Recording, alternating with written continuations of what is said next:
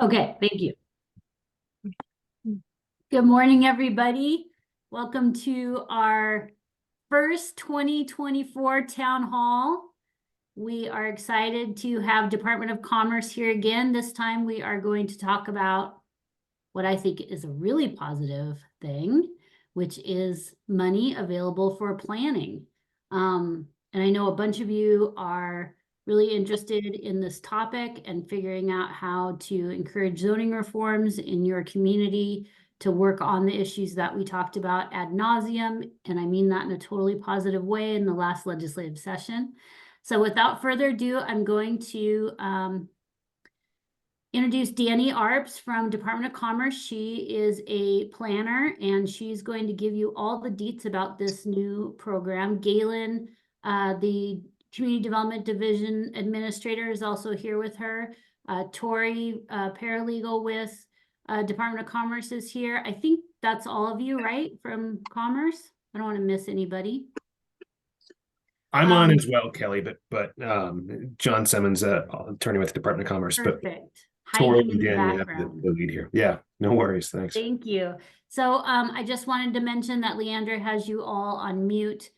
So if you do want to ask questions, go ahead and use the chat or raise your hand, and just be aware that you'll have to unmute yourself before you talk. So without further ado, Danny. Good morning, everybody. Thanks for the introduction, Kelly. So we've got this pretty cool new program we're going to show you guys today. This will be kind of a walkthrough of the website that we have put up, and then we'll take some questions. We'll also take like specific project questions. If you guys could do those through email, and then we'll add kind of an FAQ as questions come up to the website. I'm going to share my screen. And so if you guys, can you guys see this? So the Department of Commerce website has, this is just the regular website. If you go to divisions and then community MT, and then programs and boards, and this is the Montana Community Reinvestment. So House Bill 819 is a large bill, and we're specifically talking today about Section 22, which discusses the Department of Commerce planning grants. So this web page is set up a lot like 355, but you'll see some tabs across the top here. So as far as eligibility, this is local governments, incorporated cities and towns and counties, and consolidated city-county governments, as well as tribal governments. So if there's, like a lot of the other programs, if there's a project that's not directly under local government, the local government would sponsor the project or put in an application on behalf of the project. And this is one MCR planning grant per funding cycle. The two incorporated the two consolidated governments of Butte, Silverbow, and Anaconda Deer Lodge could have two planning grants open, but those are the only ones. So eligible planning projects and costs. This is growth policy updates, obviously land use plans, looking at the Senate Bill 382, zoning regulations, subdivision regulations. You can see the list here that's kind of specific. And the idea behind this is to increase attainable and affordable workforce housing. So there are a list here of ineligible planning projects and costs. Those are pretty straightforward. Something I want to highlight for everybody right here. Planning project costs incurred prior to the date of the announcement of the grant award. So the date on your letter is once you receive your letter with your award, then you can start incurring expenses for this.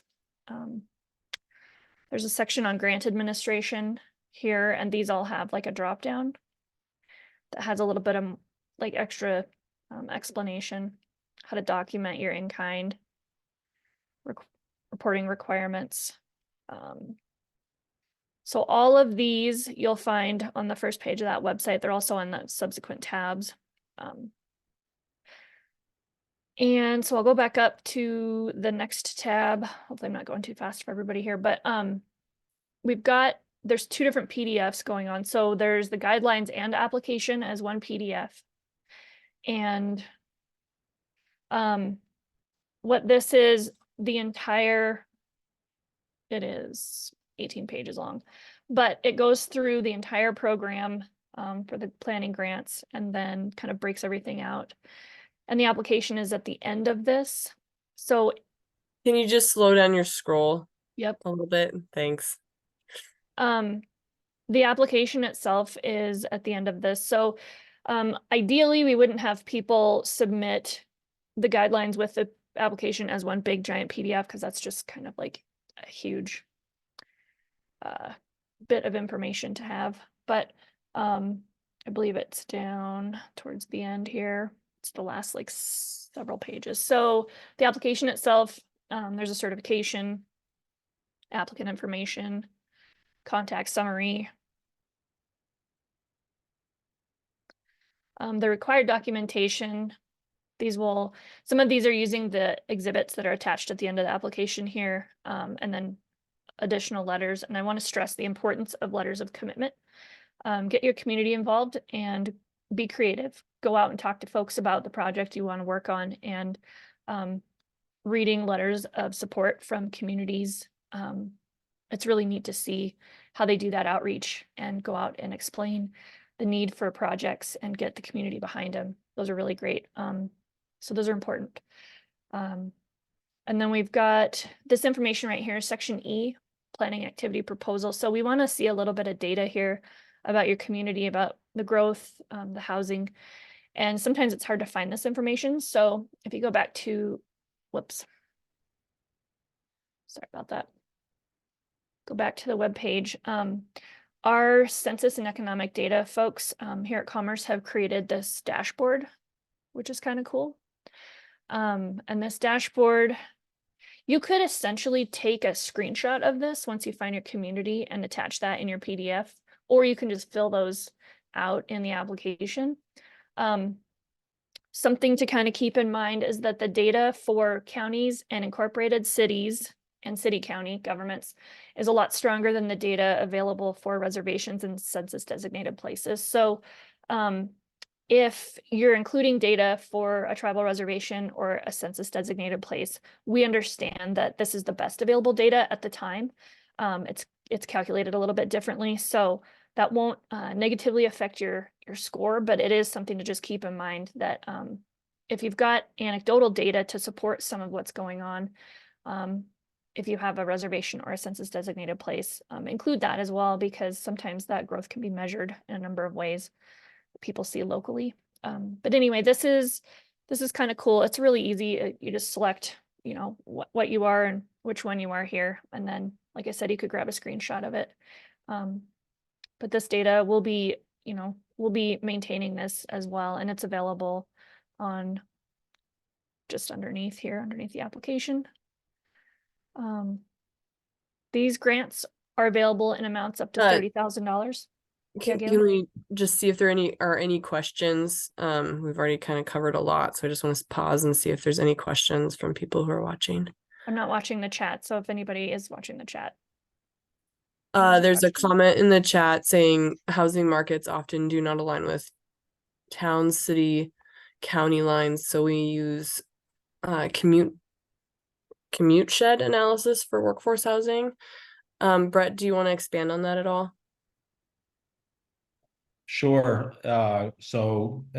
We've done a housing market analysis a few years ago, and it was focused on workforce housing. So we looked at what's the commute shed, and you get these odd figures, but can we use commute shed data, or do we have to look at county or city geography?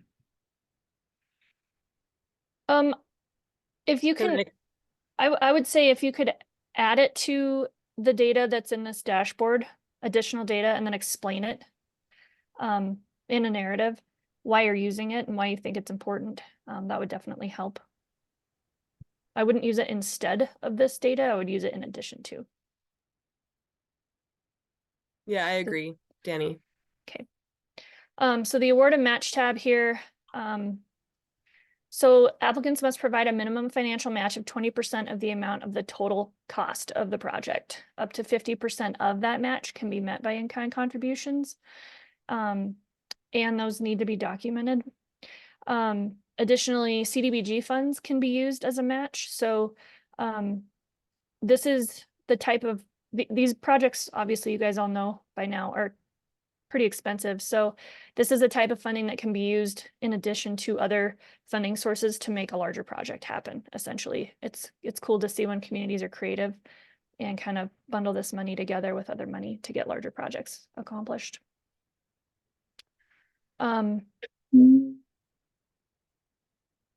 So like I said, the rest of these tabs are on every page at the bottom that explain the grant administration. As far as procurement goes, these are state funds. So if your project is large and it also includes federal money, you do need to follow federal procurement law. If your project is small and it only uses this money and local funds, then you need to follow state procurement, your local procurement. And there is, at the end of the application, there is an attestation that you will sign that says you're following procurement. That's part of the application. The deadline for this is February 9th, 5 p.m. Just the application is here under the application and deadline tab. And it's just this PDF, and it's the last portion of the guidelines and application where it's just the application itself. This is what we would prefer you use and submit. As far as submitting the applications, the file transfer service is what we're using for this. And you've got to register with an Okta account. And that's pretty easy to do. And all the instructions are here on the page. And if you guys need help doing that, definitely reach out to us and we can help. We are also taking hard copy submissions if that's your jam. If you do that, we're asking that you don't submit both electronic and hard copy because it just it's a lot and we just need one copy of the application. So there's a little bit about the review process here that you guys can read.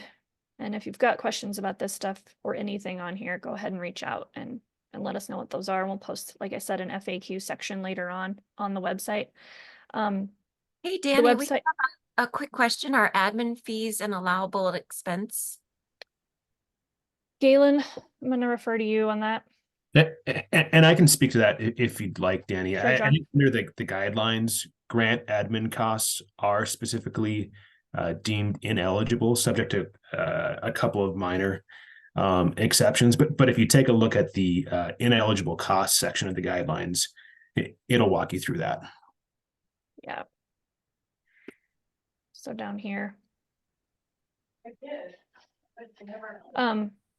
So like I said, we'll have some updates coming to the website as we get more questions, and if there seems to be a theme and it's something very obvious that we didn't answer, we'll include it in the FAQs.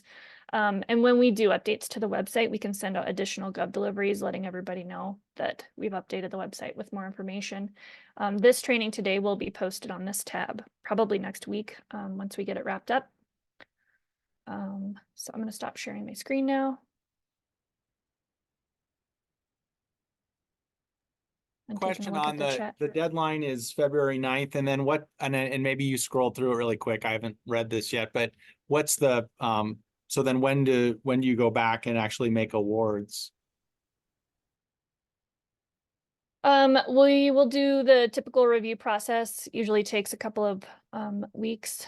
I don't know if we have a date set yet for sending out awards because we have to do the whole process of getting things approved and getting the letters together and all of that. Galen, do you want to add to that? Yeah, I'll just add to it too that anytime that we are making award recommendations, our process is that we do our internal staff rank and review. We provide recommendations to the director's office, and then once those are approved, they go to the governor's office. So our award process does take a little bit of time because we have to make sure that we have all of those approvals. Ellie Ray has a question. Thank you. Ellie Ray, City of Helena. We are very excited that this program exists and we can put in for it because, and I think Kelly and others at the league have probably already heard this, but we had a spread of $250,000 to $750,000 for our update of our growth policy to convert it to a land use plan, which was kind of a sticker shock for us, for sure. But we went out to solicit proposals in the fall, and we are looking to actually enter into a contract now. We have followed the state procurement policies. Are we able to enter into the contract before applying for these funds? So that's a good question. If you want your costs incurred to be reimbursable, they cannot be incurred prior to the date of the award letter. Okay, so we can enter into a contract, but basically work can't get started underway well enough. Am I understanding correctly? I mean, you won't get reimbursed for anything that happened before the date of your award letter, if that That's helps. okay. Given the amount of the grant, we will have enough money to, more than enough for match purposes and otherwise, I guess. So okay. I'm not hearing a no, which is great. And then Kelly has a question. Excuse me. Yeah, thanks, guys. So Danny, I was like quickly trying to find this website, but then I think I heard you say it's not live yet. No, it is. Let me throw it in the chat real quick. That's Sorry. what I was going to ask for. Thank you. Yep, got it. I have one screen, so. Yeah, the way that our website is currently organized is by, like, you have to know the name of the program. So on the drop down menu, it is the Montana Community Reinvestment. So following the link is good. Within the Gov deliveries that are going out, we have a direct link to that. And then it should be searchable for MCR or House Bill 819 within Commerce's website as well for planning grants. So, yeah, so if you're at Commerce, just the regular Commerce website, Kelly, and you go into divisions and Community MT, that's us. And then under programs and boards, so like 355 is here. We are here for community reinvestment, if that helps. Would you mind doing that again? But sorry, just a little bit slower. Yep. So the regular commerce.mt.gov under divisions, community MT, under programs and boards, Montana Community Reinvestment. So the SLIPA is down here at the bottom, and they're in alphabetical order, but Montana Community Reinvestment is 819, and it's here. And for reference, not everybody on this call may know what SLIPA or 355 is, and that's a separate bill that came out of last session, House Bill 355, and it's funds that are a disbursement to communities, and the acronym is State Local Infrastructure Partnership Act. So I know that's been referred to a couple of times, but just for reference, that's what that is. Yep. Thank you. And we had a question in the chat. Are newspaper legal ad costs to meet procurement requirements and allowable admin cost? Let me look really quick at the guidelines. So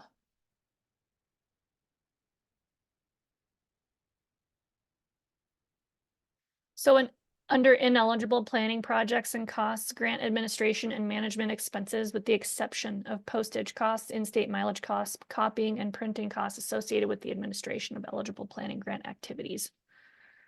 I would say they are allowed because they're a printing cost, but I'm willing to take feedback from Galen or Tori. Yeah, I'm fine with that unless legal disagrees with that. Nope. If you guys are okay with that, that's fine with us. Okay, I'll add that to the FAQs. Is there a maximum grant amount?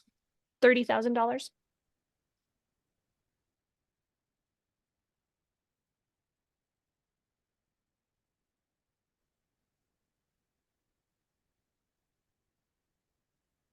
Do we have any other questions?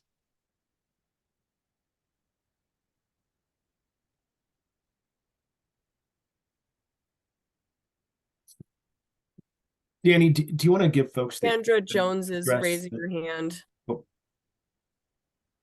Can I unmute? Can you hear me? Yep. Okay, the question I have is about the procurement. If we've already procured for our engineering and planners, do we have to do that again to get this application in? We have to So- procure again? I'm assuming you followed your procurement laws. Yeah, So there's an attestation at the bottom of the, that we have done that. Okay, yeah, I mean, you just sign that stating, yeah, we follow procurement. okay, that's all I needed to know. I just hope we didn't have to do it again. Okay, thanks.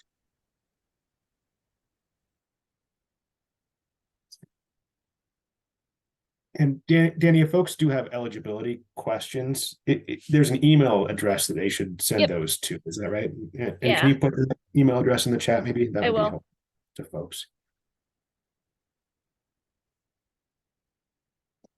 So there's another question I see from Billy Lee. What is the list of eligible costs? Danny, would you mind screen sharing again since you have it Yeah, up? I did the email wrong. Hold on. Sorry. It's a lot of C's and D's. Okay. Did you say eligible costs?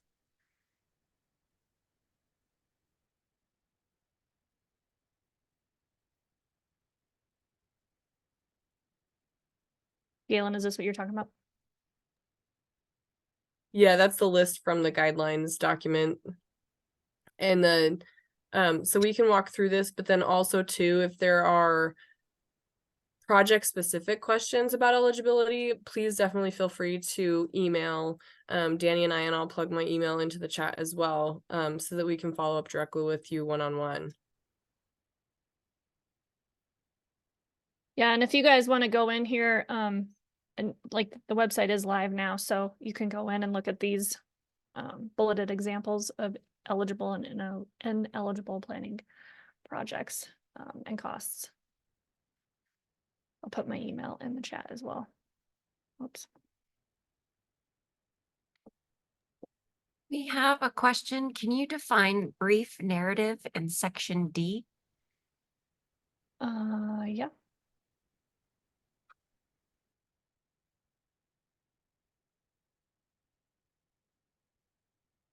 I'll pull it up really quick. I'll share it again.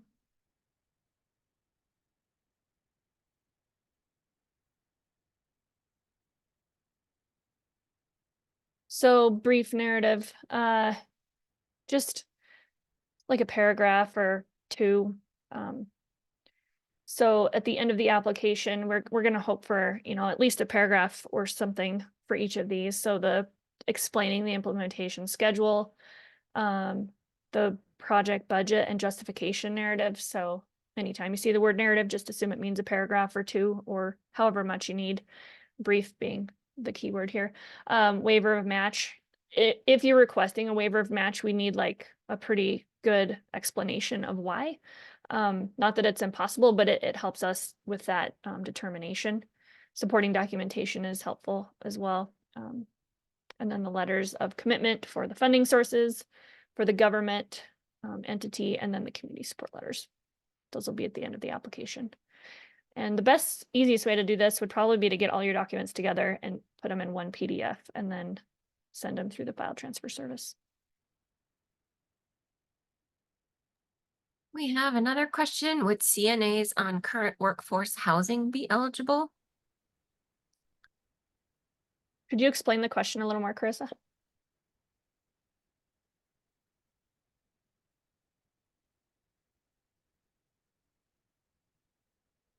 So I think if you mean, would housing for CNAs be eligible? If it's a project that's sponsored by one of the qualifying agencies, such as a local government or a tribe. I believe she's referring to a community needs assessment for workforce housing specifically. And I think that question aligns with earlier Brett Doney's comment about commuter information, that would absolutely be fine to submit as supplemental and, tie it in with your narrative, but probably not in place of what we're looking for the basic. Yeah, it would definitely help support the other data. And then Brian would like to know, can you provide examples of what would be an acceptable match waiver? In a budget narrative, just explaining where, if you can't provide the entire match or you can't provide any of the match, Similarly, in other grant programs, if that's an issue, then we get narratives about explaining like the financial situation that's going on and why the match isn't available. Depending on the circumstances as well, we might ask for documentation relating to what the local jurisdiction is dealing with.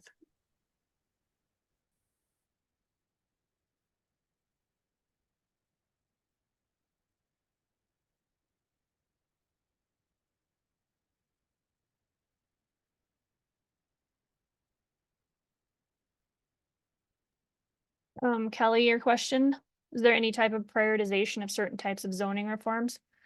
I think the goal of this, right? Yeah, Oh, I go was ahead, just gonna Gail. jump in, Kelly, on that one.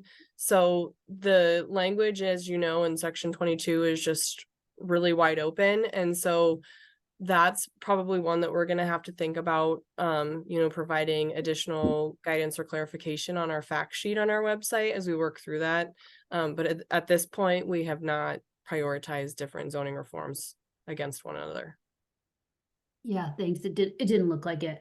I guess my concern is that, we have, a community needs assessment is an important piece of putting together the planning. But like, I guess from my perspective, I would want to make sure that these grants go to actual planning activities, not just collecting the data behind the planning activities. Agreed. What is the state of Montana's definition of workforce housing? Oh, thanks, Leandra. Good old Google. Yeah. Does Montana have document production service? Is that Doug? Doug, could you explain it further?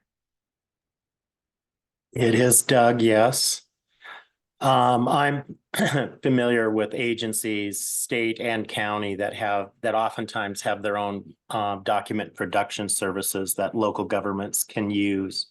So I'm wondering if Montana State offers that as well. To produce which documents? Any document that's officially a government document that you're putting together, like a land use plan. No, I think this is more, these grants are to help local jurisdictions create their own documents. If that answers your question. Yeah, it does. And so I was just wondering if Montana was an option for document production. Apparently not. No. Thanks.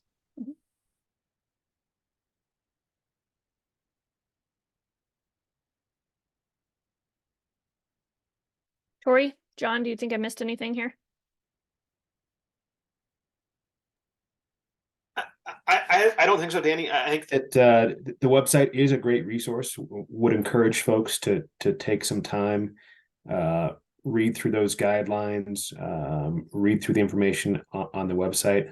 I think that the big kind of point of emphasis for folks on this call is that February 9th application deadline. Really want to make sure that everyone is able to meet that deadline and has all the information that they need to get their applications submitted.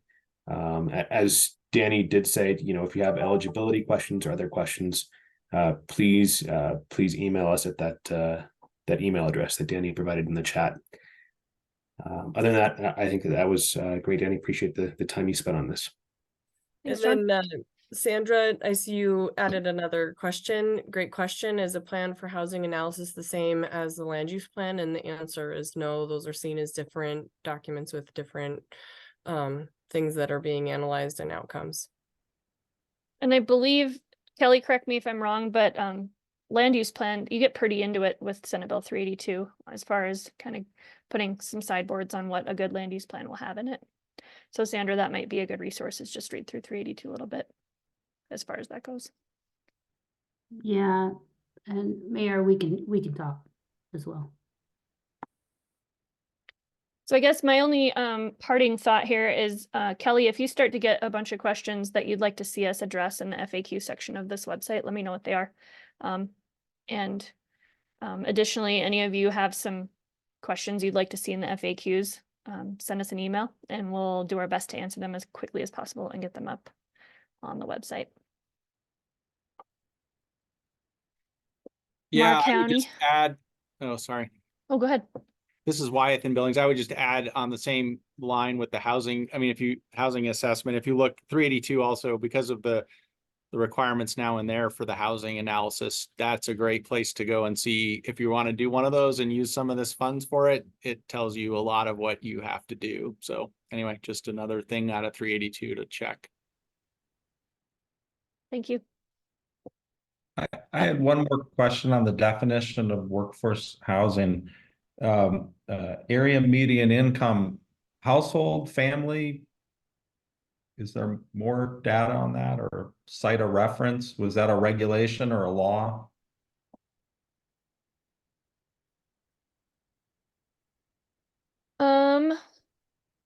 So it's from the purpose. Sorry, let me pull it up real quick. Of course, my other screen went to sleep on me. It's from the intent and purpose of the House Bill 819, which states the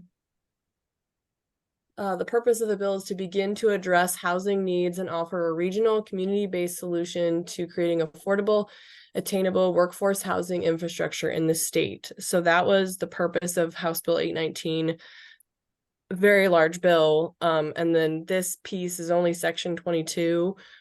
They're aligned because they're under the same House bill with that purpose. But this one is the planning grants that is feeding into the purpose that was identified in House Bill 819. Does that answer your question, Brett? No, I was looking at the definition of workforce housing that in the chat box, you put 60 to 40% of area median income. Is that area median income family, house or household? I'm just trying to match it to the data on the CEIC data portal. Yeah, that's so serving individuals or families. And I think when you look at I'll share my screen one more time here. The workbook that our CEIC folks put together, but it's got this, it's mostly it's got median household income, median house value. So I think you want us to use household, not family? Well, I mean, they're pretty relative. Hey, Danny, can I jump in very quick? different. Yeah, certainly, John. So just want to flag for this group. I'm not sure where that definition with the 60 to 140% of AMI comes from. So I'm not familiar with that piece, but 819 does specifically define attainable workforce housing, and I'm going to put that in the chat. That comes.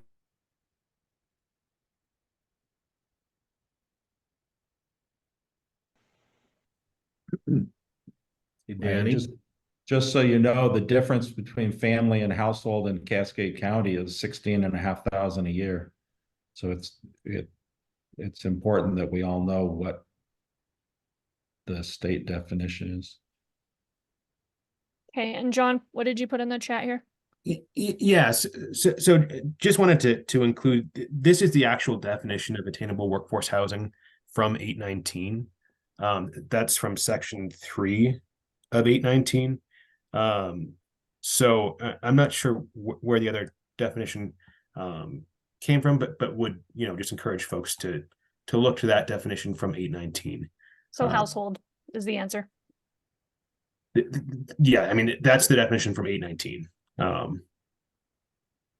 Yeah, because I don't know where the other definition, the 60 to 40, 140, that's why I was asking for a citation, because I've never seen that.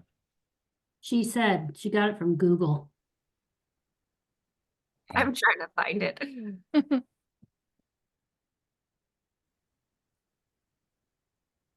Say, Danny. Yes. Yeah, for what it's worth, I didn't know about this until about 2 minutes ago, but Fannie Mae has an area median income lookup tool. Oh, cool. And it's AMI-lookup-tool.fanniemae.com. So I think what we're all kind of circling around is like, what data do we use and how do we support our narratives, right, with our data? So like I had mentioned earlier, that dashboard that that Dave and Ben came up with here at Commerce is their best available overall data. If you can use that, but then supplement it with additional data that you have, and you can kind of explain all of that in your narrative, that would be really helpful for us in your application. JB, what's an eligible household? Tori, eligible household means a household earning between 60 and 140% of median household income for the county in which the person resides, or the state, whichever is less. Thank you, Tori. And that definition also comes from 819. So a lot of this information that we're looking for is in the bill. The bill's large. The bill, there's a link to the actual bill in the first paragraph of like the introduction on the web page, so you can actually click right into the bill and read through it. And that's what we'll be using, obviously, that language in our assessments. So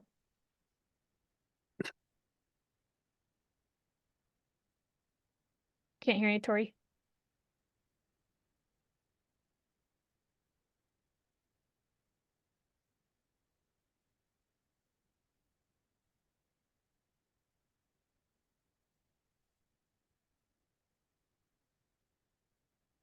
You're gonna have to do sign language.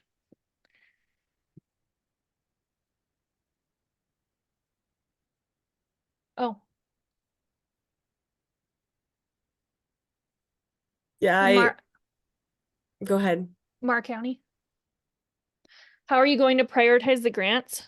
Well, we'll score them similarly to how we score our other grant applications, and we're going to look at a number of things, completeness of the application and how the narratives support the data that's provided, and then keep everything as true to the original purpose of 819 as possible. I guess I'm being pretty vague because we haven't looked at any of the applications yet, because we're just doing this. So really what we're going to do is try and I mean, it's $1 million altogether. So it's about, 33 grants that are going to go out to projects. So I can't specifically say how we're going to prioritize them. It goes through a scoring rubric like our other grant programs.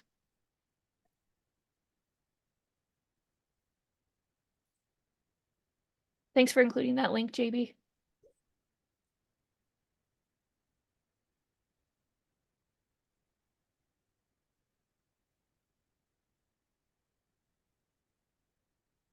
Hey folks, do we have any other questions we need at the moment? I mean, like we said, if there's specific project questions, certainly email those to us. And if there's more broad questions that could be included in FAQ, also email those to us.